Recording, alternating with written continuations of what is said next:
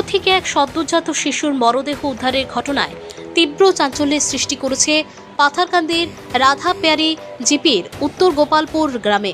হৃদয় বিদারক এই কাণ্ডের নেপথ্যে অপশক্তির হাত থাকার দাবি করা হলেও অনেকে এই কাণ্ডের অন্তরালে গভীর রহস্যের সন্দেহ প্রকট করেছেন। মর্মান্তিক এই কাণ্ড সম্পর্কে 12 দিনের শিশুকন্যার পিতা অরুণ দাস জানান, শনিবার ভোর 3 ঘটিকার সময় হঠাৎ ওনার স্ত্রী ঘুম থেকে কেঁদে উঠে বলেন যে তাদের নিষ্পাপ শিশুকে এক অপরিচিত মহিলা এসে নিজের সন্তান দাবি করে বলপূর্বক ভাবে কেড়ে নিয়ে গিয়ে পাশের কুয়োতে ফেলে চলে গেছে। পরে বিষয়টি বাজারিছড়া পুলিশকে জানানো হলে ওসি খনীন্দ্রনাথ বিশাল পুলিশ বাহিনী নিয়ে অকুস্থলে পৌঁছে কুয়ো থেকে শিশুর নিথর মরদেহ উদ্ধার করেন। এদিকে এমন খবর পেয়ে পাথারকান্দি চক্র আধিকারিক ও সমজেলা এসপি ঘটনাস্থলে উপস্থিত হবার খবর পাওয়া গেছে। মৃত শিশুটির নাম সুস্মিতা দাস। পরে শিশুটির মরদেহ প্রশাসনিকভাবে ময়না তদন্তের জন্য জেলা সদর হাসপাতালে প্রেরণের ব্যবস্থা করা হয়। চাঞ্চল্যকর এই কাণ্ডে মৃতের মায়ের দাবি, শিশুকে কোনো অপশক্তি বা ভূতপ্রেত ছিনতাই করে এমন কাণ্ড ঘটিয়েছে।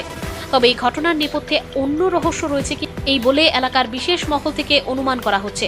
পুলিশি তদন্তে রহস্যজনক এই ঘটনার পর্দাফাঁস হবে বলে এলাকার জনগণ আশা ব্যক্ত করেছেন। কদমতলা থেকে ভানুচন্দ্রের রিপোর্ট, আজকাল নিউজ। ঘটনা তো রাত্রে 3টা ঘন্টার দিকে আমার বাচ্চাটা খুঁজে পাওয়া যান না।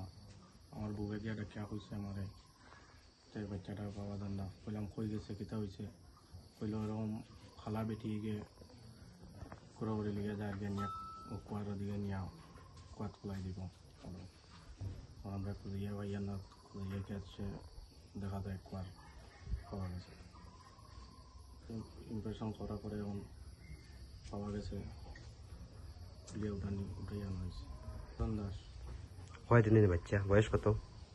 12 দিন হয়েছে।